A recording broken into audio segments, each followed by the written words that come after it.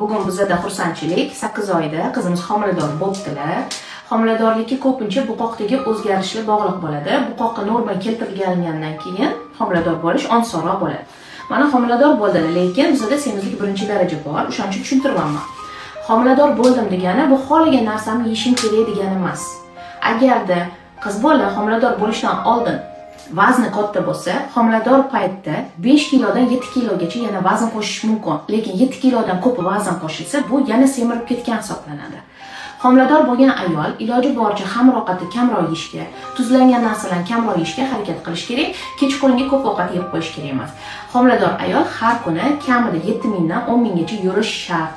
Nimaga shart? Modda almashinuvini to'g'irlash va ortiqcha vazn yig'ib qo'ymaslik uchun.